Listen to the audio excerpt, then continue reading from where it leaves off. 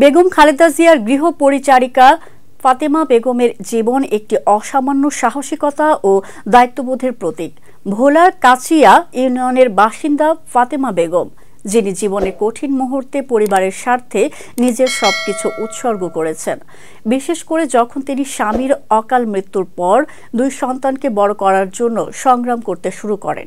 তার জীবন সংগ্রামের শুরু হয় ঢাকায় পাড়ি দেওয়ার মাধ্যমে, যেখানে তিনি সাবেক প্রধানমন্ত্রী বেগম খালেদা জিয়ার বাসভবনে গৃহ পরিচারিকার কাজ করতে শুরু করেন। দীর্ঘ ১৬ বছর ধরে বেগম খালেদা জিয়ার আস্থাভাজন সহচরী হিসেবে দায়িত্ব পালন করেছেন। শুধু গৃহ পরিচারিকা হিসেবে নয়, বেগম জিয়ার কারাগারে থাকা থেকে শুরু করে হাসপাতালের সময় পর্যন্ত তার সহানুভূতি, দায়িত্ববোধ ও সাহসিকতার দৃষ্টান্ত রাখা হয়েছে।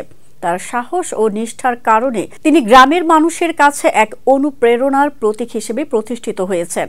রাজনীতির কঠিন পরিস্থিতি, নিজের পরিবারের উপর নির্যাতন, এমনকি সব ধরনের ব্যক্তিগত কষ্ট সত্ত্বেও তিনি নিজের দায়িত্ববোধে অবিচল থেকেছেন। তিনি তার সন্তানদের শিক্ষিত করার জন্য সকল ত্যাগ স্বীকার করেছেন এবং তাদের ভবিষ্যতের জন্য কঠোর পরিশ্রম করেছেন।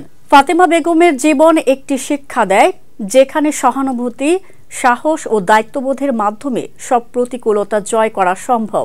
তার জীবনকে দেখে স্থানীয় বাসিন্দারা তাকে একজন ভাগ্যবান এবং অনুপ্রেরণাদায়ী নারী হিসেবে সম্মানিত করেন। তিনি প্রমাণ করেছেন একজন নারী তার প্রতিকূল অবস্থার মধ্যেও কিভাবে শক্তিশালী হয়ে উঠতে পারেন এবং সবার জন্য একটি প্রেরণা হতে পারেন।